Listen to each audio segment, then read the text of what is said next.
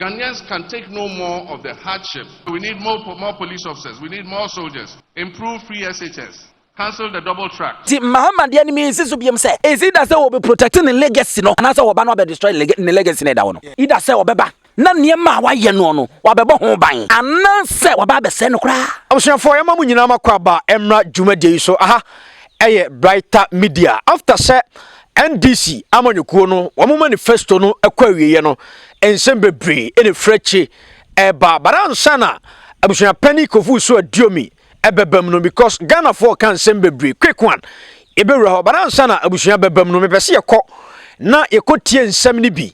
Some of the key points are John Dramani Mahama or the two judges say Ghana for Etris and Samsre any Abasa. Ebise John Dramani Mahama, why bida, obetimia ye, ebin so e can send bebre, but I'm sanano, yen team racket to abini teria, Absha and some ho papa. Ghanaians can take no more of the hardship, the impunity, the state capture, the hypocrisy, the lies, and bad governance that has been inflicted on them over the 2 terms of this outgoing administration. We cannot fail Mother Ghana, and therefore I urge you all to vote for change on December 7th, 2024. Most Ghanaians will agree that Nana Akufo-Addo is indeed the president Ghana never got. And indeed, I dare say, his much-touted economic whiz-kid Vice President Dr. Mahmoud Bawumia is also the economic messiah Ghana never got. Ladies and gentlemen, first is resetting the economy for prosperity. In the first 120 days in office, we will hold a national economic dialogue to draw up a 4-year fiscal consolidation plan. We would rationalize taxes, abolishing, among others, the obnoxious e-levy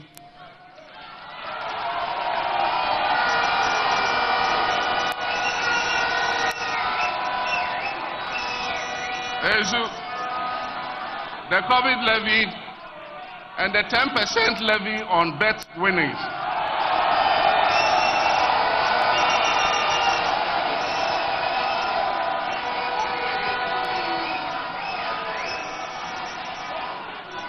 We will review import duties and levies on vehicles and equipment meant for industrial and agricultural purposes.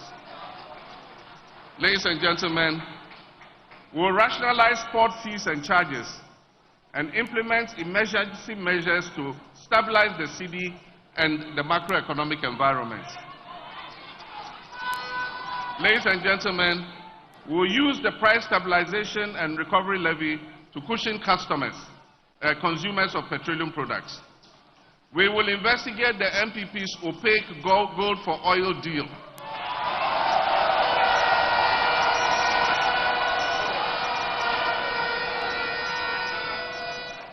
We will review the gold purchase program of the Bank of Ghana and will restore the licenses of wrongfully collapsed banks and financial institutions.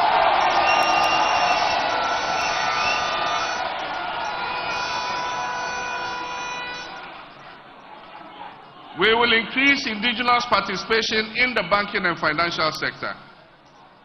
And we will free the statutory funds, the GET Fund, NHIL, Road Fund, to be able to achieve their mandated objectives. Ladies and gentlemen, alleviating the current economic hardships.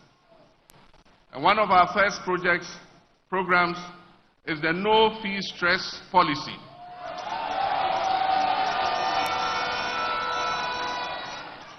There are many students who are unable to take up their places in tertiary educational institutions because they cannot afford to pay their academic user fees, their academic fees. And so we'll take that stress off them. For the first year, they will not be required to pay fees. And I assure the universities it will not affect their internal generated funds. We're going to give the money to the student's loan. The student loan will pay it to the universities as a grant.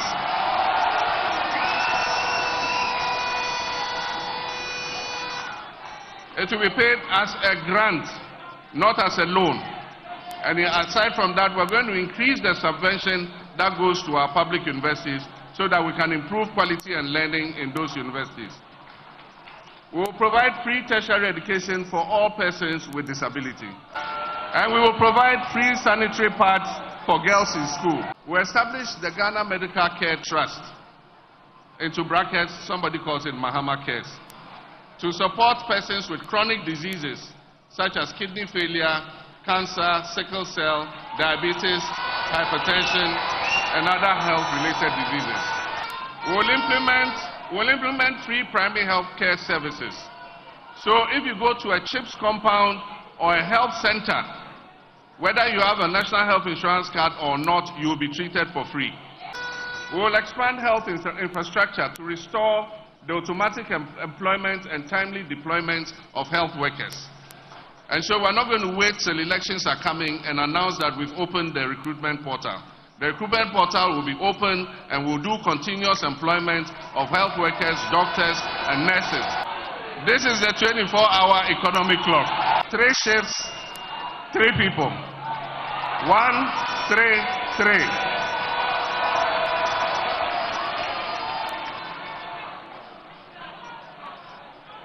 One job, 3 shifts, 3 people. Obiabe Didi. Ezu. Extraordinary problems require extraordinary solutions for extraordinary results. And so businesses and public organizations will be encouraged to operate 24/7 in 3 shifts of 8 hours each. This will boost production, it will increase employment and provide well-paying jobs. It will transform Ghana into an import substitution and export-led country. It will increase employment opportunities and revenue, and it will enhance access to public services. We will focus on some selected public institutions that have huge customer traffic. For instance, the ports and harbors should be open 24/7. That means we have to employ more workers at the port. We have to employ more customs officers, more Gapoha workers, more forklift operators and all that. We need customs. Customs should work 24/7, 3 shifts, so that at any time your items come, customs at any time of the day is open for business. You can go and process your import things, papers, and take your things out of the port. We must have a passport office that is operating longer than 8 hours, so that people who need passports and other such documentation can have access to it. We must have a DVLA that is working more shifts than 1 shift, so that more people can get their licenses processed in a shorter time than the current waiting time. In the private sector, the sectors that we are looking to promote and encourage to run 24/7 and 3 shifts are first the agro-processing sector. That is those who will process our cassava into cassava starch, cassava flour, gari, and all that. There's a huge market in Africa for all these products and in other parts of the world. Manufacturing, that is industry. And so the textiles industry, the fruit juice making industry, all the industries, the iron and steel industry, will be encouraged to run 24/7. The pharmaceutical sector. We want Ghana to be the pharmaceutical hub of the whole of Africa, so that we'll produce medicines here and export them to all other African countries. Construction sites. We want our construction companies to work 24/7 all year, all hours round, so that they can deliver our infrastructure faster than they currently do. Financial services, the same. Sanitation and garbage collection. It is better to collect garbage, bola, in the night, rather than collect the bola and be competing with cars in the daytime when we have rush hour traffic. Extractive industries, the mines, mining bauxite, mining gold, mining manganese, lithium, they must work 24/7, 3 shifts every day. Hospitality industry, our restaurants, our discotheques, our nightclubs, our hotels, 24/7, 24 hours a day, retail centers, all the malls. There's no reason why you should start. People can come in the night time and buy items, so they should work longer than 8 hours. Transportation services, there should be buses running 24 hours so that people who have to go to their jobs can be able to get a bus to go to their jobs. Security services, we need safety and security to be able to implement the 24-hour economy. And so we need more police officers, we need more soldiers, we need more prisons officers, more fire service officers, more customs, more immigration.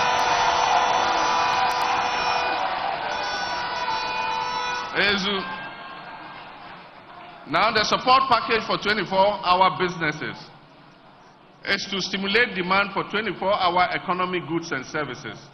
And this will be supported by strategic investments in infrastructure, in security, in energy. We'll have public and private security architecture, cheaper and reliable electricity, that is the time of use tariff. So in the night when we're not using much of the power and it's going to waste, we can supply it to the 24-hour economy enclave at cheaper rates than we currently charge. Tax incentives to companies that will sign up for the 24-hour economy. They'll be given tax incentives so they pay lower taxes so they can reinvest what they have saved back into increasing their production. We'll give them support from the Ghana Exim Bank, especially for the agro-processing and manufacturing sectors that are going to be exporting. We'll support SMEs operating capacity with catalytic investments to upgrade and generate jobs. The Accelerated Export Development Council, I'm going to chair that personally. We want to accelerate our exports. We're going to register more Ghanaian goods on the African Continental Free Trade Area so that we can export to other countries. And I'm going to chair that personally. And we'll meet every month and appraise where we are at in terms of encouraging Ghanaian businesses to export. This Accelerated Export Development Council will promote exports under the 24-hour economy. The time for grammar school education has passed. The time where you were judged by the long grammar you could speak has passed. We now need more technicians, more mechanics, more plumbers, more artisans. And so we're going to shift our focus from grammar school and build more technical and vocational educational schools so that our children who leave pre-SHS, who leave JHS and are able to continue, can go and train as apprentices and be graduated with certificates. We'll provide them with startup capital to be able to start their own small businesses. We'll also use NVTI to train and test them so that they can get their certificates to enter the world of work. Nobody says you must finish school and become an employee. You can finish school and become an employer and employ employees.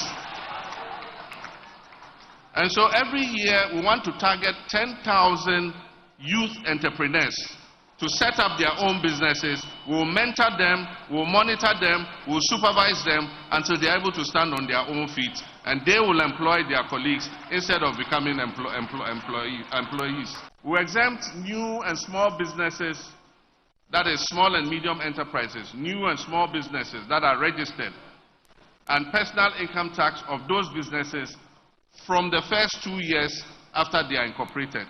So if you are a young person under this program and you set up your business, for 2 years you won't pay any corporate income tax. You start paying after 2 years.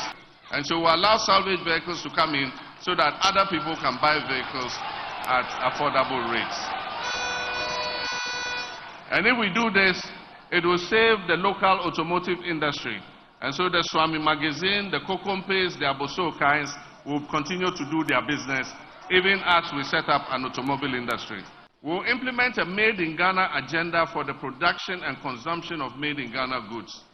Government is going to use its budget to buy Made in Ghana goods first. It's only when you can't get that good that you'll be allowed to buy a foreign product. If the good is produced in Ghana, you must buy it first. And so we're going to use government's financial muscle to encourage local production of goods and services. If you are a foreign industry and you want us to buy your goods, come and establish the factory here and produce what you want us to buy here. Pension scheme. We'll introduce an money your pension scheme so that persons in the informal sector who want to put something aside for their pension and their retirement can put 10 Ghana cedis a day, 5 Ghana cedis a week, 50 Ghana cedis a week. They will keep paying it so that when it gets to their turn for retirement, they have some money that they can rely on. Digital jobs initiatives. We'll partner the private sector to invest $3 billion to leverage ICT for jobs. And this will be through the 1 million coders program. We announced this in 2020, and we didn't win power, so we couldn't implement it. Somebody lifted it from our 2020 manifesto and quickly put it out as if it was theirs. I said, go and look in 2020, you see that we had already put it there. We'll develop an integrated aluminum industry for industrialization. We'll invest in the production of plastics, fertilizers, and other synthetic materials here. Expansion of the automotive and vehicle assembly sector. With this one, government is going, if we budget to buy vehicles, we're going to buy vehicles that have been assembled in Ghana. We will not buy vehicles from outside and bring them in. Agriculture for jobs. We want to make agriculture more attractive through modernization to ensure food security and job creation. We reduce food inflation to lower the high cost of living through our agriculture for economic transformation program. We'll create farm banks with agricultural zones to ease access to land and irrigation facilities for agricultural purposes and encourage young people to go into farming. We need to bring more of our land into irrigation because you know what happened this year. There was a drought in the north and parts of Bono region. For almost 8 weeks, the rain didn't fall, and so people have lost their crops. And so we'll go more for irrigations, even if small scale, boreholes. We have the Volta River. All along the banks of the Volta River, we can develop irrigation facilities. Promoting good governance and combating corruption. Remarkably reduce the size of government to 60 ministers. No more than 60 ministers. And so there will be other things for other people to do. We all can be ministers. I know when I say 60 ministers, I say, you know, there are people aiming to become ministers, but we all can be ministers. So we'll choose 60 ministers, but others would have other assignments that they can do. A ruthless war against corruption. Operation Recover All the Loot. Oral. Is to prohibit political appointees and politically exposed persons, not only political appointees and politically exposed persons, and all 7 public officials from purchasing state assets. So it's not only me who cannot buy a state asset, my wife Lodina cannot buy a state asset, my son Sharaf or Shahid or Farida cannot buy a state asset because they are politically exposed persons. We will institute inquiries or forensic audits into the following matters of public interest. 1. MPP's collapse of indigenous Ghanaian banks and financial institutions at a supposed cost of 25 billion Ghana cedis. We will institute an audit into the illegal printing of money by the Bank of Ghana to finance the corrupt Akufo-Addo Biomnia administration. We will investigate the 58 million National Cathedral scandal. We will investigate the COVID-19 expenditure scandal. We will investigate corruption scandals including the PDS, Ejapa, SML, ambulance spare parts, 13th All-African Games, SkyTrain, Palugu Dam, mass sets, Galamsey fraud, missing excavators, missing tricycles, illegal and inflated single source contracts, bus scandals, and many others. We institute a government policy banning all political appointees and politically exposed persons from buying any state assets. Reopen investigations into major unresolved cases, including the Ayawasu West Wagombai election violence, the 2020 election killings, the unresolved murder of Ahmed Swale and Silas Wolochame. There are all these cases that occurred under this administration, they refuse to investigate them. Even where they've investigated, they've refused to implement the reports. They've not paid any compensation to the persons who are affected. We're going to look at all that and we'll deal with it. Equitable attention to all levels of education. Improve free SHS. Improve the quality of food for our children. Cancel the double track so that all our children can go to school at the same time. Construct urban intracity railways and BATS rapid transit. The time has come for us to take some of our people off the roads. Many countries are moving in that direction. And so there are light railways that supplement the urban transport system. And so we'll do a feasibility study and see how we can get BOTs to start light transit rail. Promoting responsible mining. Ban issuance of new mining leases and activities in forest reserves. We're going to close the forest reserves and get all those Akunta mining and all of them who have desecrated our forest reserves. We are going to march them out of the forest reserves. Some of those trees in the forest reserves are 700, 800,000 years old. And just because you want to take a little gold from there, you go and destroy the whole forest reserve. That is why we are having drought in our country today. That is part of the reason why our cocoa industry is going down. Because we're not getting enough rainfall. Because looking for that small gold they will get, they are destroying all the forest reserves and destroying the climate in our country. So those there, get ready, start packing your things. After 7th January, if you are not out of the forest reserve, we are going to come and march you out of the forest reserve. We'll establish mining cooperatives in all mining districts.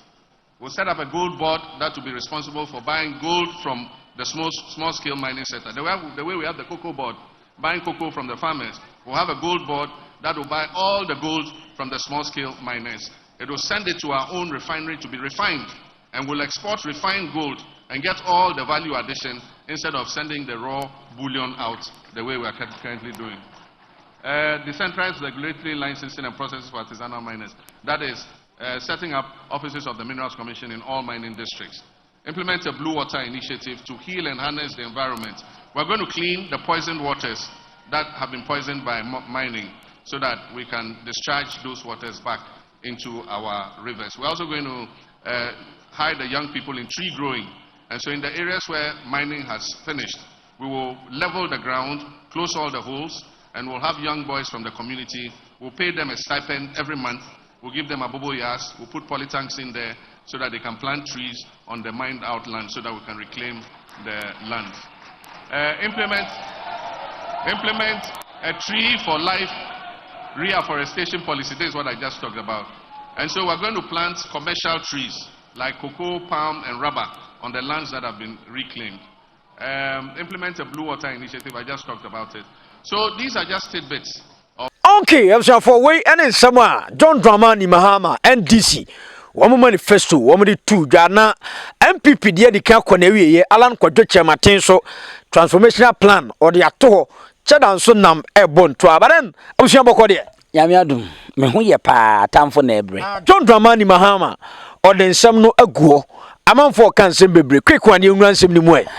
My mention I reform na no kwasem ne say so both two leading political parties na na or the Alan Bekan or Mubeka the two leading candidates na because we John Dramani Mama Baumia Alan Eba and san no mo mbeba na basana memedi mi hu no that uhwesa three leading candidates here na Baumia emo ne MPP on manifesto on say me di tudwaka say e dedodo ede na emum no enipa na otua no any problem and as already John Dramani Mahama NDC for the omudia betudwa I can confidently say the people's manifesto no ye manifesto on mine no ehia tie some na make kan pa and some no mo kai ni nyina ye nsam amprempni o ma ni hia se betumi abeboa na atimi ye ye free adontodi ayewom no na de si biaya ekron enti nsam na omode tu dwane nyina from krenkren to cry no ede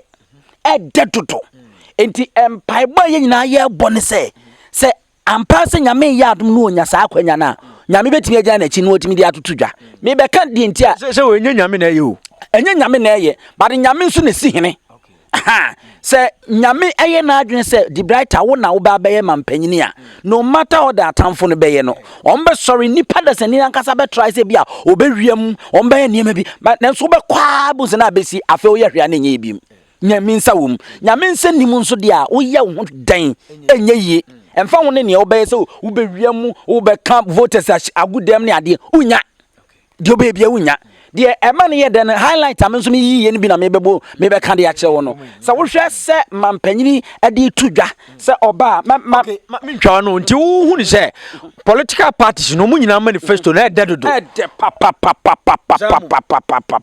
baumia de obekekan ye hwe Mahama de ode atudwa hwe alanchema transformation agenda onso on de wo se nya manifesto on de wo se transformation agenda a che se nani suade hunu ni nyina so kwan opeso obefa so na osesa o man tibie wom sesi edi free na aya na obehwe sa 3 characters na a lead no se nipa no miensa no a se sini ne etwa anko mu na ebe play the leading role no so we baumia ne credentials die otumi ye ne ontumi nye eno na ama nipa bebri e wo doubt e wo Dr. Alhaji Mahmoud Bawumia no because ensem a wo mo kan e wo position no right ne modu and omo kan ya ma ye hunu se aban na no ye wicked wo ye trimodin for no de city no e koduru 4 city okay di eno ne Bawumia problem yeah aban ni ye ni trimodin for no de city koduru e koduru ye 4 city aban ni trimodin me kan na na do ye treat bi a o treat ye aban ni trimodin se sa time na cement akoduru 14 cities. But I turn over 1 million. That's the problem. Bawumia problem about Bawumia and Bawumia problem kasi pa ba kunza ono de o wa bem. Okay. Enti Mahama taxes are oba oso obeyi ye free wa. Eno na ama cement boya den. Eno na ama yentimi nto down niema. Eno na ama niema boya den ni ade obeyi die free ho no no. Ono wo position. But Bawumia also promising the same. Okay, that's the difference. That's the difference. Bawumia dey say wo chance. Wo abem. And wo ka ho bi. Ena wo mo de sanhyehyɛ ni nyina de baaye. Enti se nne no se wo ba ye nto aba ma wansa na aba be ye front ma. De ma ye nsonso ye da wo ne aye Bawumia anase na ba Mahama ene ala ntem no no. Ala nya mampanyini, ala nya vice. Enti ala nso kasa me ba na me ba ya. Nyansa wom eto asomu because onya sa akonya no me vice president. What I say? Mahama be president pen.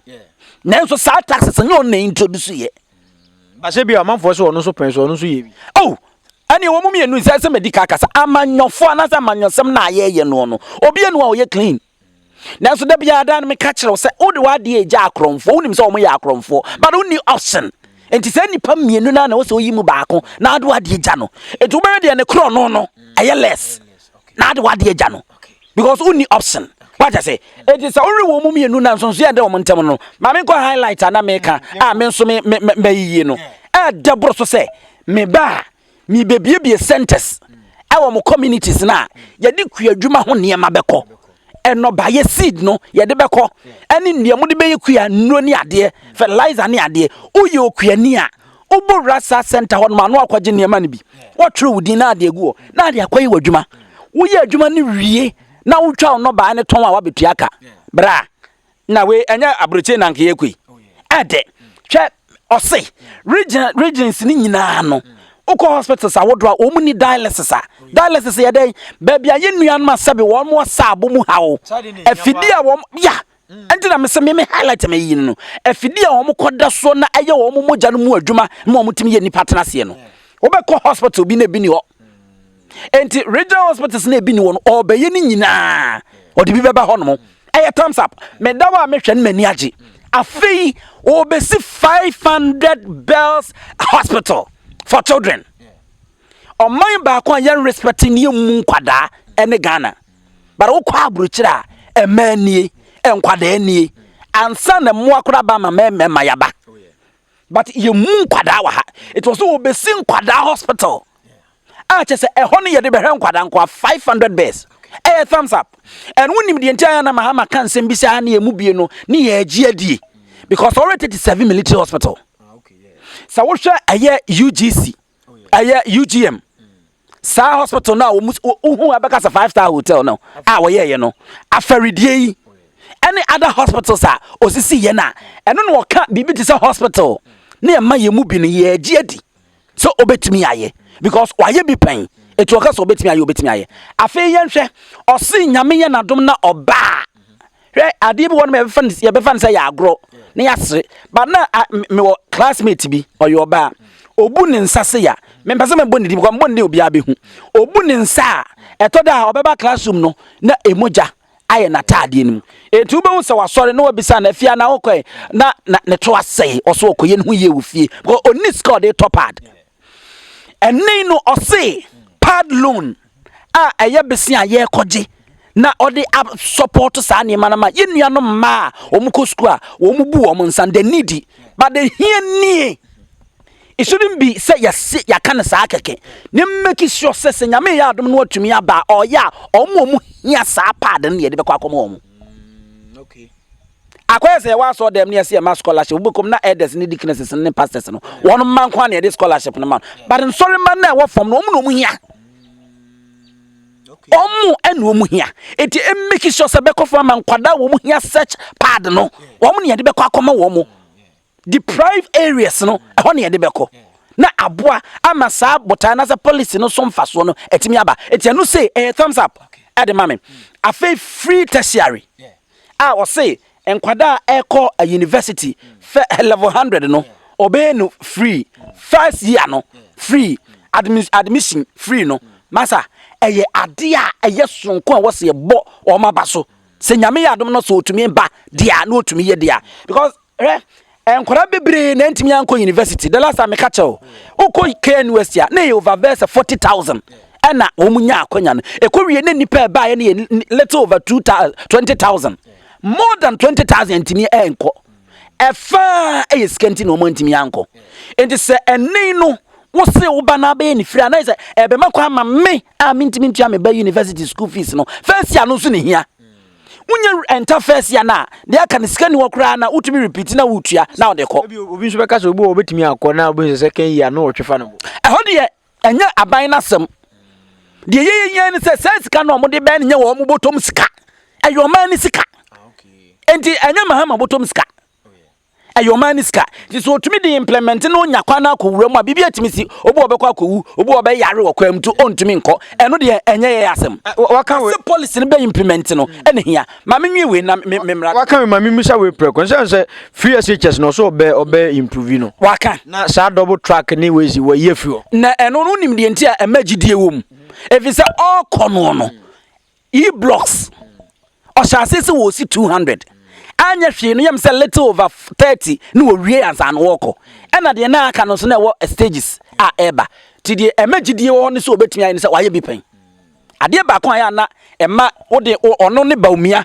eto nsane ani a na ema ono anya apahan e chen baumia no cause osisi schools ni bi ena na metumi aka say abani free SHS a wo ye no sa school adan na abenefit abɛboa pa enti ɔse ɔbɛ sisi adan ne bi sɛ ne ɛbɛ ɔbɛ makwan ama nkora no saa double track no na school die traffic light die ne sɛ afri hɔ ɛyɛ best ade ba kɔ mani gye ho pa ɛne sɛ afi bia no wɔn bɛrɛ ma obi a onni adwuma na nani abere no pɛ sɛ osua adwuma no enipa bɛ sɛ mpem du na me bɛyɛ calculation bi de akyerɛw 10,000 ana on betete wo mo 10,000 on tete wo mo wi a o ma hwe wo mo first year no ehu se wo mo establish wo mo ye adwuma no o mo so employee nipa enti calculation ni so o bo modern ma afibia o se afibia o John Dramani mama for 4 years pe enti afibia no 10,000 wo mo wi wa hwe am o ma establish se de o kan 1 year o mo so employee wo bia employee nipa 10,000 ni mu bia employee nipa mienu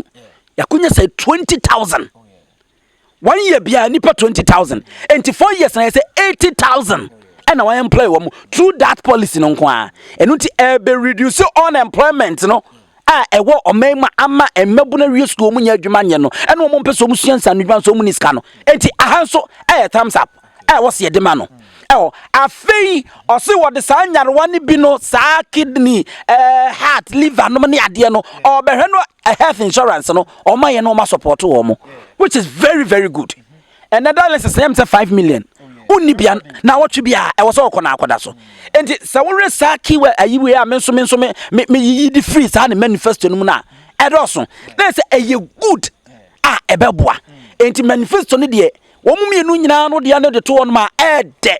But the candidate, the characters, womu be play this role no. Womu ena asem wo ho. Ma mimi sha we ansa na waba ho. Enso wo sa kire mu se unse ne nsem ni nyina na bu after one I think say 120 days. O se sa covid tax ne sa niema na japade ne sa niema no. Oba investigate. Ade ba ko a wo se ye ma ye nsa so ne ye boy nsem de ma no. Krono na doso. And we need a government or one could do to say Rollins mo pen so.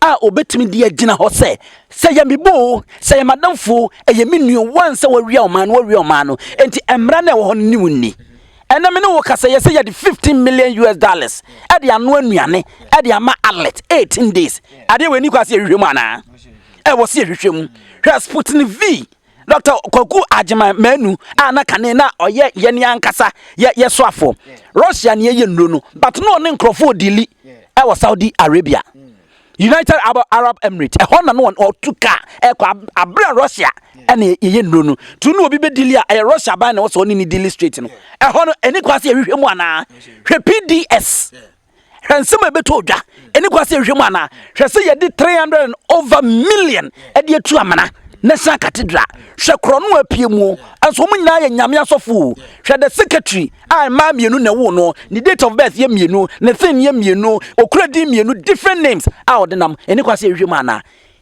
Enti unim, dear Ebema John Dramani Mama say, I'm passer or mini business. Nasa wa men ho trofo said ye ne atag ba umia ogogo na oboba umia etro mini ne yiba no na so betia ye adwuma na sa afei ma me fa wen kan wansan makọ mawie ministers no na do buy offer 120 also not more than 60 enti wachem mienu se obia je boso me 200 million oni so obia so drivers obia wo car obia was security bodyguards obia wa posifo obia wa garden boys e wo fia ni nyina aban no e netuaka yetete wo mu nyina sika de mo 60 people e de frima eno kwantimi nya bibi etimi nya bibi eno nti se wo mini business ampa sa ne ma maka nyina ni sika nkrofo awia no otumi gise sika no etimi de hye baabi e de ye bibi e ma ne yeye enti mamma ye enye rubbish enema na politicians ne e ka no ye transia mamma ye deep analysis ukasa Rollins after Rollins ni ye nya panimu bia watimi atia gina esa de ebi ni ho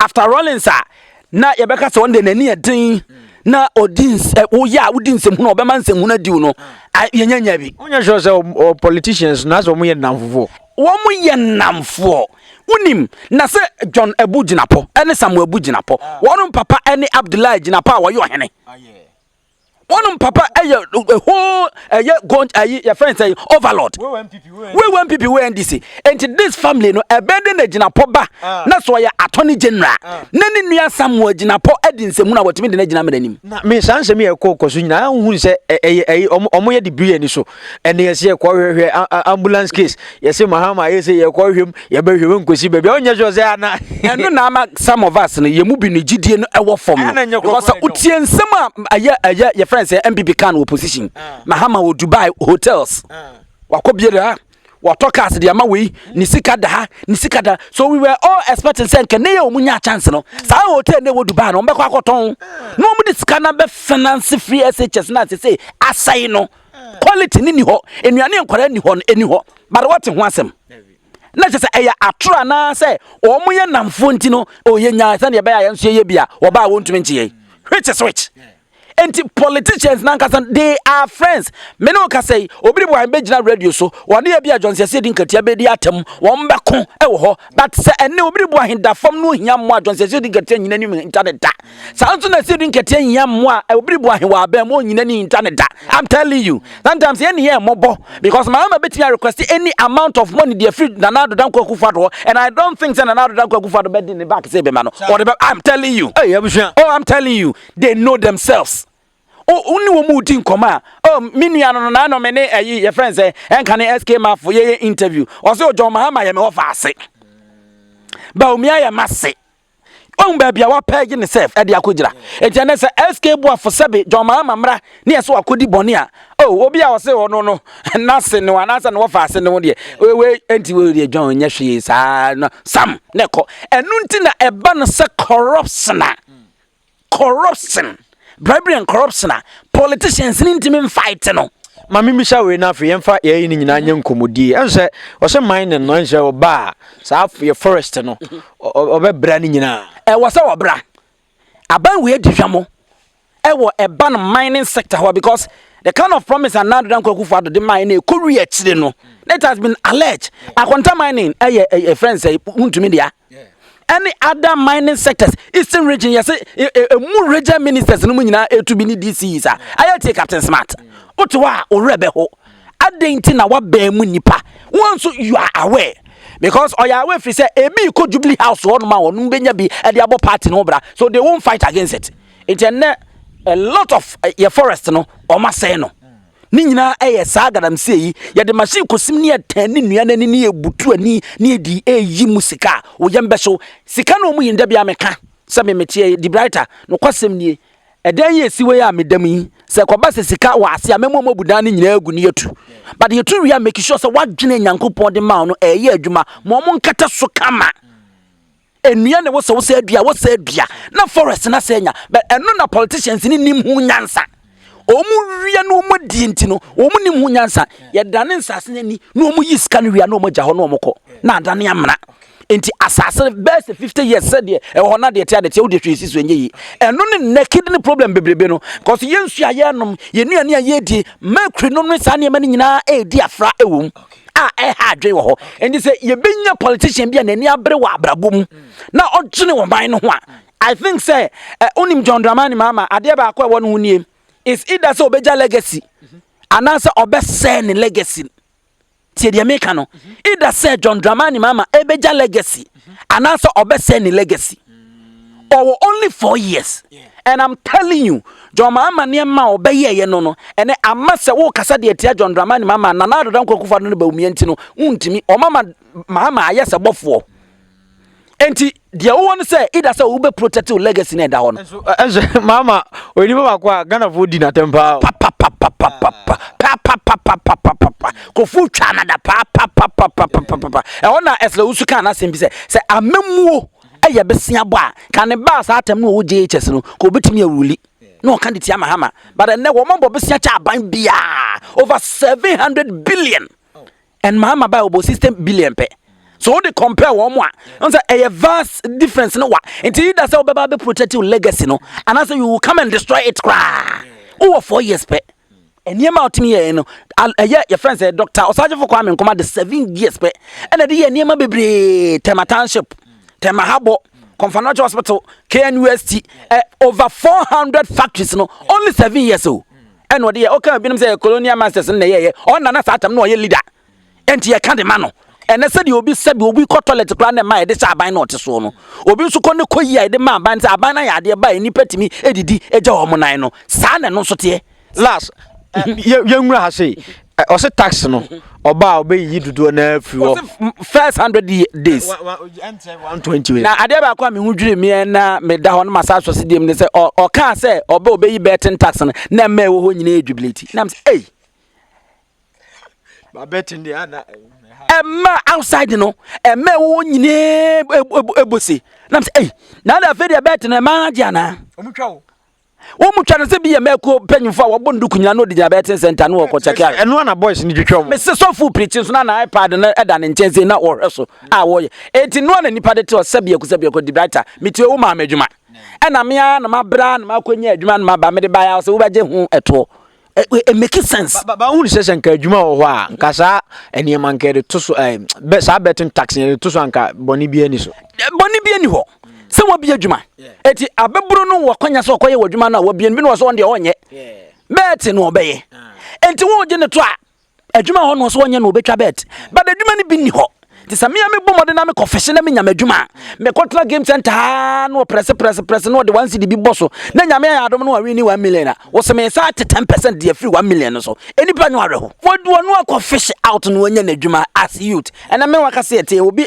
from anopa kopem say ade be chi obeda no what game center because oni adwuma we university we SHS we ntimi antoa so oni adwuma a lot of them nya adwuma wo mbesua enya adwuma bi o mo beye but adwuma ni won wo mo sua adwuma ni won wo maye eno nti ba result no nyame na dum no nya 1 cedi bia no de akogu so no ahwese be ya etoma mate 10% nyansa nim entoa so mu eye wickedness was a manufone o mujaye 24-hour economy yenwura ho o se shift ebe koso bi ko na bi ba anaju tuem nyina na amanfo ya adwuma quick one a nice policy go back to 2012 2016 on say Mahama emo shase free progressive SHS say no mu ni man komo ye free SHS enti bra na nado ne MPP mo de free SHS ne bai no mo ye hu hwenye yi o ma kill game no and she wo mo say wo mo mom na anya mfa ama sa na ne sa 24 hours economy no e koso MPP mo ase wo mo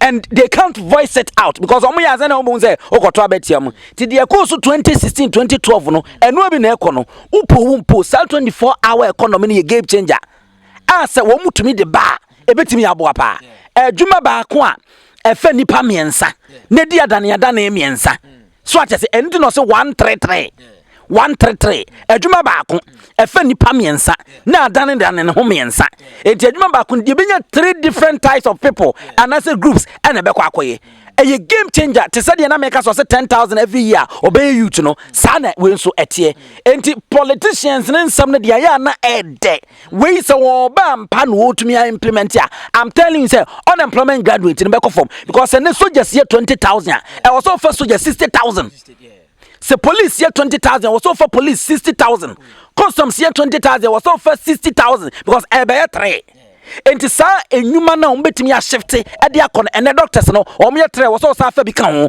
omo say doctors dey say omo run shift ndada but enti say we ni be ka ho no e be hyem kena ti wo so fa bi mo enti all the sectors almost ni nyina am say we teaching na free ma eno de omo nkyira de anadwo ne ade a enso no kura bi colleges anadwo meboa enti no ni nyina benya benefit am meburu na omo nya adwuma ye no omo nya bia ye nurses for new school ntrafi but enipa na wo mo ba be ye no na politician to da ye nyu mu ni eno na ya na ma yenya doubt kakra ewo mu no enti eba ne sese onya empabo na wo se meni omienu ye bone de taachiri na niema pa wo mo kan no betumi ya implement because so mo implement ebeboa me aboa wo a chen se ebeboa de ono ade baaye no enti se wo keka we nyina bom na wo trans na wo hwa enti na me se ono manifesto no omienu nyina de na ede alanche maten de na ede to da kra na me kra bisem why don't we give alanche maten so chance because alanche matenya mampanyi da e wom se waye so for John Ajekum for epenso na na do penso but onye president da o men near to vice presidential candidates crada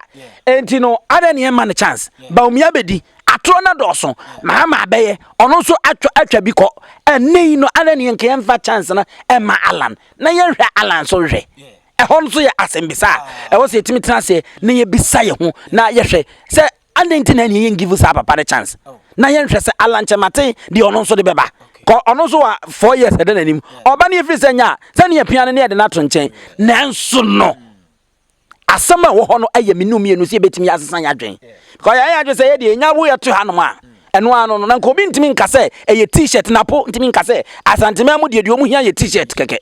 And indeed, I dream him. I'm young Sampa, the Napocan, and right because of Sisudia, a t-shirt, no more better, you know, a John Forman, no more time, in a be and yabi into almost a month to Abba. Okay, me, what I say? I say, John Dramani Mahama, the second coming, and a Dr. Mahmoud Baumion, so twasso, na or the info Mumi Nukrano. And no, say. Medical can me say Timubium Ediat so Ghana for Sebia, se Mahama Bana want me a man near me. And as I said, Baumia Banas and Yaman Goya, on your say Ghana for big give up. Ghana for the car give up, no more side the account the end never borrow. So what I say, a binum bebre, a bemubu. So survey, Pusa, Eba, or more my imagine say, or Montwaba, or more Munya NC, and I say better an iron to Edoso because of these politicians. I trod the dorsal.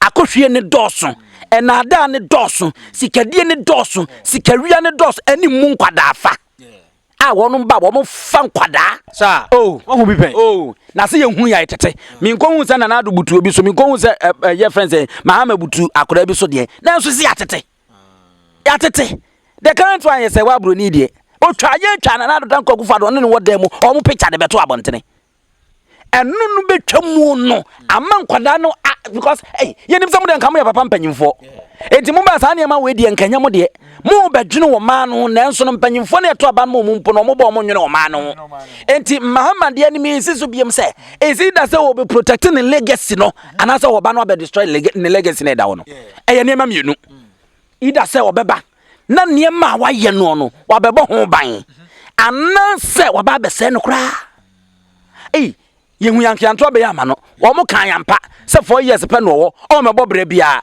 enkrofo kan yampa se Mahama ba wontumi nya hwe but 4 years wo abekere enwuma wa bono no and it's either say you are coming to protect your legacy or you are coming to destroy it me wi say if say Mahama ba na se niema nkoyi obeha NDC papa ade ba kwa wo mo nhweye no no Mahama any chance biem so obeba biem 4 years ya na de nanim abrabo obeba bebo enwuma obeba abaye no ebema a pave way the new candidate of the National Democratic Congress during 2028 elections so at say enti eyaniema tini nyaka legacy no part ni legacy say ne sitie wo be protect no ana wo be say no eti say NDC for ne be kan say omunya say ade na ye nim say Mahama ne be ba o say ba omia o say ala no ba say Mahama nya ade a obetimi aye de say obetimi ade aboa NDC so obeye adwuma simple now they wagya hoko simple promises you advance wa shebo be say edu onye munsia eno ano no wantimi de obeha o onye munsia eno ano no na se wantumi dia ane na obetwe political party na dia kwa akire the same thing as MPP some MPP antimi anya sa election we ya they should forget the next by 20 years omo anya 2024 yeah I'm telling you the next by 20 years okay so the Americans say they will never vote again for Baumia to lead the political party omo di nipa for beba omo di nipa for the beba and who di nipa for the beba na say John Mahama ni nya ya unless e be anya John Mahama ni nya na ala ni nya e na fine na mum say John Mahama ni nya 2024 yi na monto ma Baumia mu the new candidate na eba NDC the new candidate na eba mu nya mu ye new afa ye correct John Dramani Mahama on no be from be mu fresh ni nyuma wa ye no ne bia ko favor NDC ni no NDC sa konya 2028 onya no 2028